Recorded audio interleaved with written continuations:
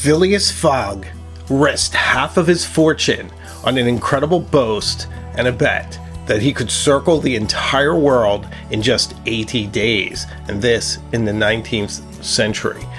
Thus begins one of the most exciting books of all time, Jules Verne's Around the World in 80 Days. Now, this book also inspired a fountain pen, the Montblanc Meisterstück Duet Classique Around the World in 80 Days. So today, I'm going to dive into this story, reveal some incredible facts from it that I didn't know and perhaps you didn't know either. And I'm also going to review this fountain pen. I'm going to let you know if it's any good. Did they get all the details right? Well, here's a spoiler. They didn't. In fact, they got something glaringly, ridiculously, and nearly embarrassingly wrong. And I'll reveal that in this video. So join me today, won't you, as I discuss the amazing Montblanc Around the World in 80 Days Duet Classique fountain pen and the incredible story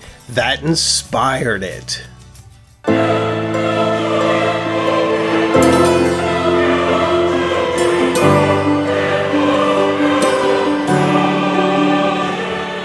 So, just a quick warning, there may be a few spoilers in here. This book is 150 years old, but I just read it for the first time, so maybe you haven't read it yet either. So just be aware that there are some spoilers for the story. Around the World in 80 Days was published in 1872. It was written by the visionary and legendary writer Jules Verne. It features an English protagonist named Phileas Fogg. Wait a second. Phileas Fogg? Where have I heard that name before? Yes, in the Waterman Phileas fountain pen, which is named after that character. How amazing is that? I also find it so interesting that the quintessential French writer, Jules Verne, the man who could see the future, focused on a very English character for this book and inspired one of the most amazing fountain pens that I've ever used. So let's get back to our story. So what can I tell you of Phileas Fogg? Well, he's a very particular fellow. He is, by all accounts, a genius. He has the mind of Sherlock Holmes, the sense of adventure of Indiana Jones. So he just recently hired a new valet named Jean Passepartout. So we do get a really solid, interesting, emotional, passionate French character in here as well. Now, being possessed of this particular mathematical engineering mind, Phileas Fogg also likes to gamble. And we see this reflected in the pen on the clip in the red lacquer diamond suit that is prominently placed on the pen. This isn't just to show the idea of luck and circumstance, but also strategy and preparedness. Our story begins in the city of London, 1870s, contemporary to the time of the book. Phileas Fogg is at the Reform Club with some other members, and they just learned that India has been connected by rail.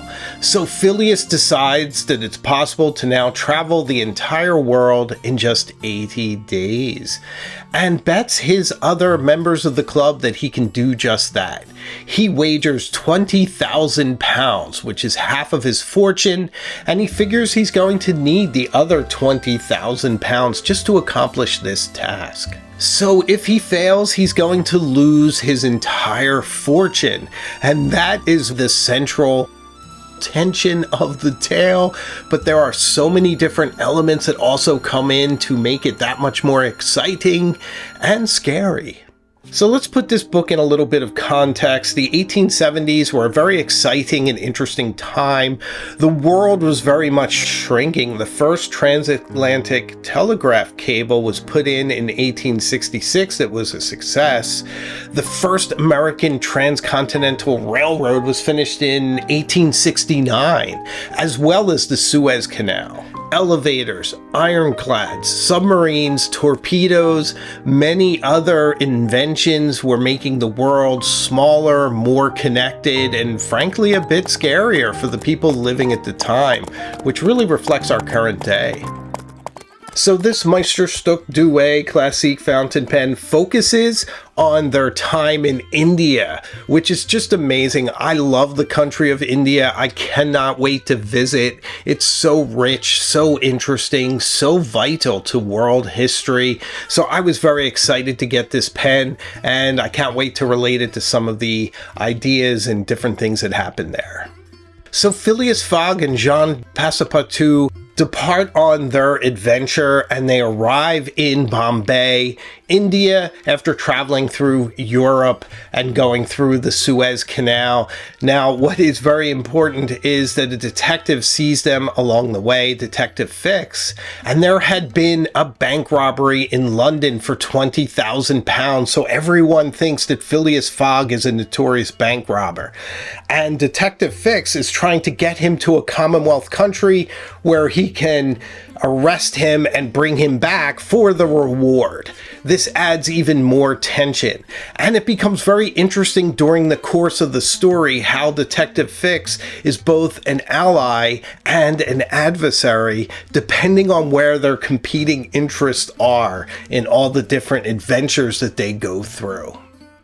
So I cannot say that all of the cultural references in this book are entirely accurate or respectful, but in the context of the time, I think they're rather extraordinary, especially in the story of Princess Aouda, which we will be getting into. Very exciting stuff there. Has a very surprising ending to readers of that day.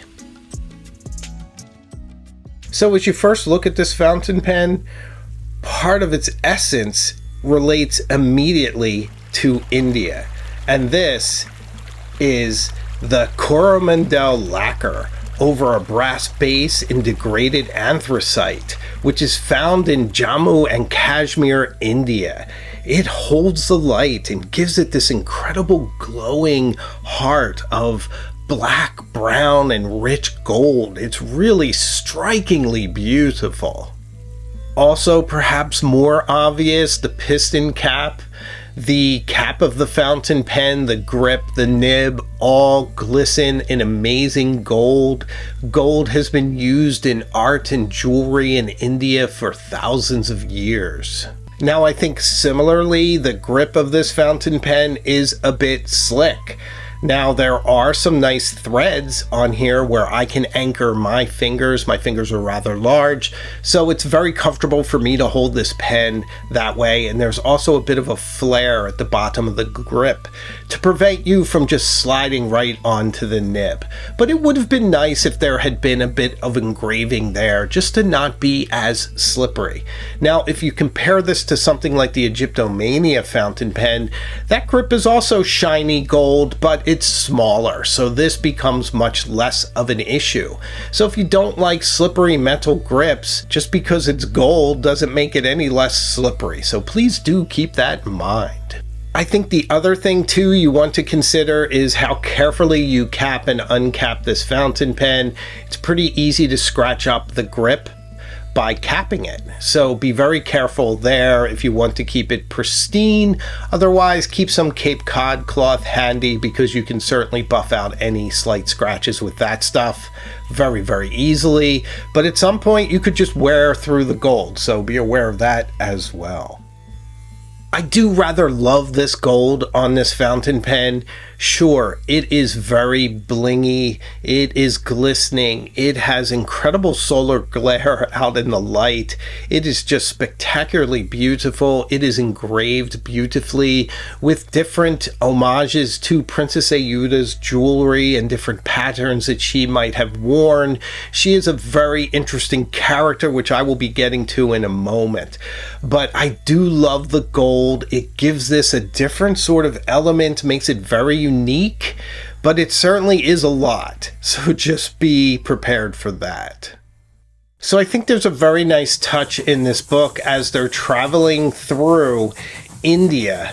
They realize that the train, in fact, is not complete, and so they cannot finish their journey in the time that they need to, and they need to be in a certain port at a very specific time or their steamer departs without them. So what to do?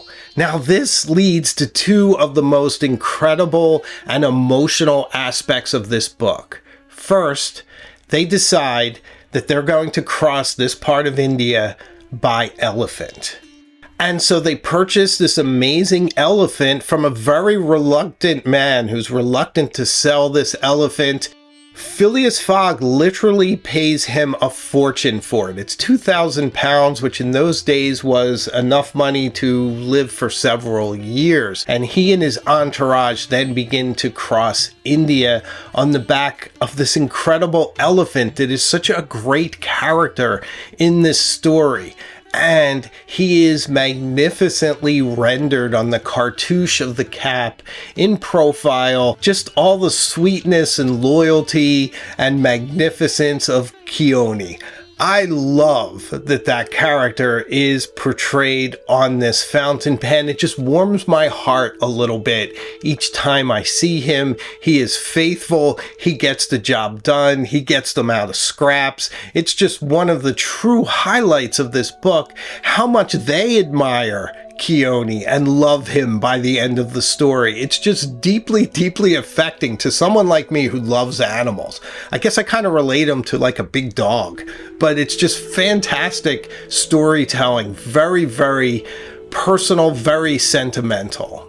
As they're making their way through the forest of India, they detect a large group coming toward them, and they hide in the underbrush, and they realize that this is a ceremony known as Sati, and that Princess Ayuda is basically going to be sacrificed on a funeral pyre. But what's amazing about it is that they save Princess Ayuda, and she now becomes one of their companions through the rest of the adventure. In fact, in the biggest spoiler that I'm going to give you, Princess Ayuda and Phileas Fogg get married at the end of the story, which I just love so much. I just think it's so great that these two characters that share this amazing adventure together end up sharing the rest of their lives together, and that Phileas Fogg truly opens up and becomes a whole person by meeting Princess Ayuda. It's just fantastic. I love that bit. And the other bit that really gets me and really makes me a little emotional is as they get to the end of their Indian adventure and they realize that they need to do something with the elephant because they simply can't take him with them for the rest of the adventure. So Phileas gives him to their guide. And it is just so moving and so sad as they say goodbye to this wonderful creature. From the book, take him, friend. Keone is a brave and faithful beast, and going up to the elephant, he gave him several lumps of sugar, saying, "Here, Keone, here, here."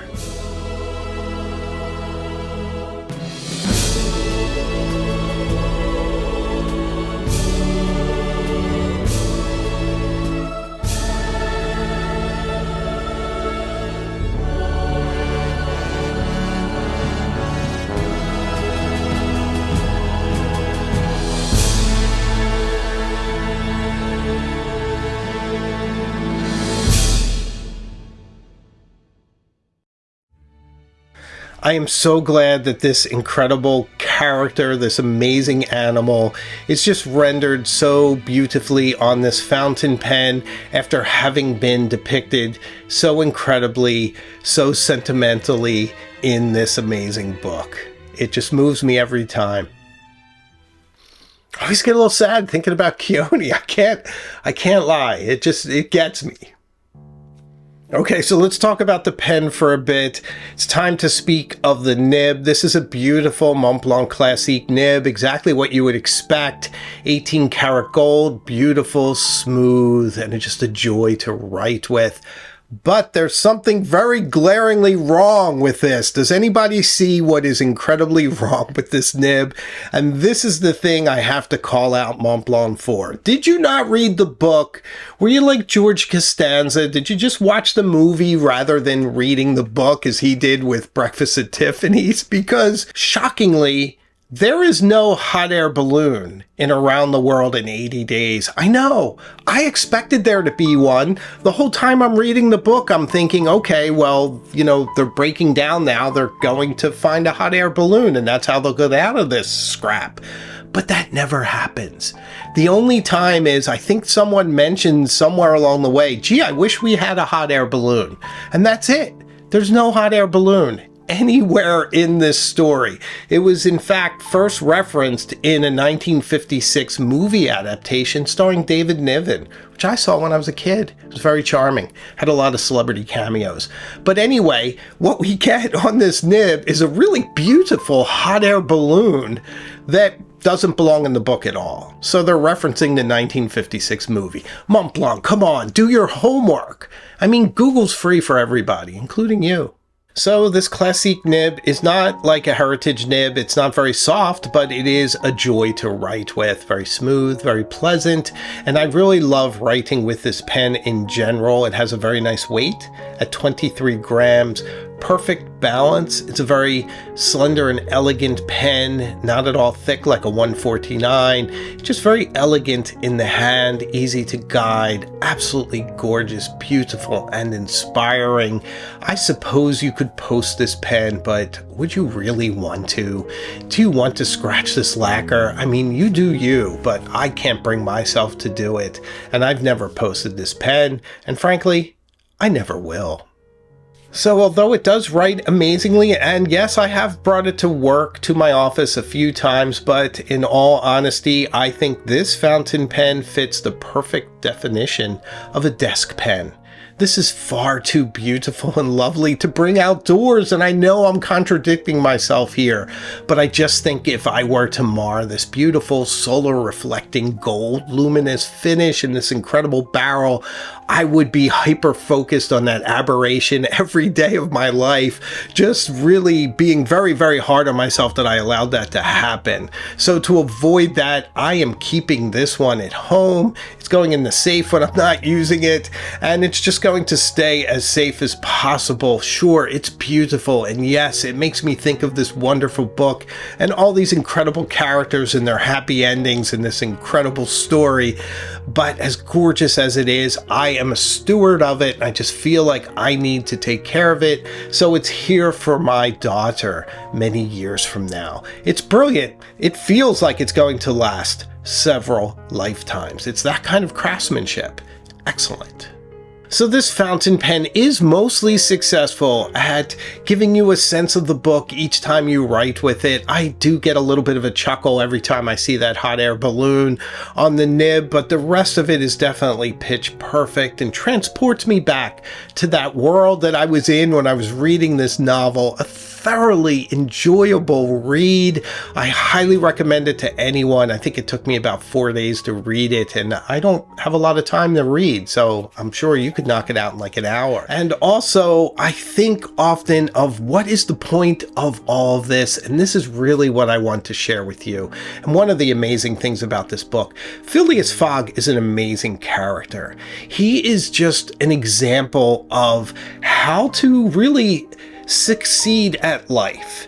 If you stay calm and if you look at obstacles as problems to be solved without letting your emotions get carried away, but rather look and strategize and use your intelligence and your reason to simply chart a way through the impossible. If the impossible is so far off, you can make these little steps to get to it.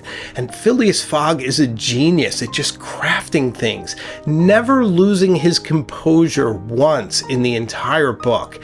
And it is so admirable, so inspiring, and it's certainly one of the things that I think are very important in a leader. Someone who has control of themselves, control of their character, and that can influence and inspire people to do things without bullying, without coercion, but simply by the example of rolling up their sleeves, being smart, coming up with creative answers, and succeeding. This is how you become successful in life. So that's the story. That's the inspiration for me, with a lot of heart in Princess Ayuda's story and beloved elephant Keone. Oh, Keone. Gets me every time. So, what do you think about Around the World in 80 Days? Have you read it, or have you just seen the movie? Are you shocked to hear that there's no hot air balloon? I certainly was. Well, let me know. Leave me a comment, won't you? So I know you're out there. And another way to let me know you're out there is to subscribe. I'd love to have you on this journey with us. We go to some amazing places, and today it was beautiful India. So membership is available as well. So if you'd like to support the channel even more, consider becoming a member. We have a pen pal group for Cognoscenti and Illuminati members. So join me, won't you? So I make new videos all the time, and I have a live show as well. So I can promise you we will see each other again further up the road. So take care. Rana, Rana,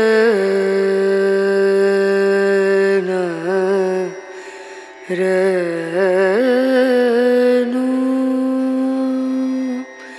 Rena, Rena.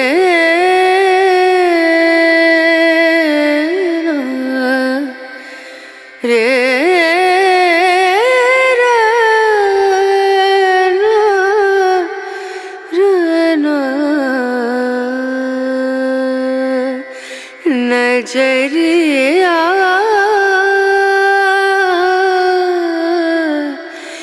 लागे नहीं कहीं ओ नजरिया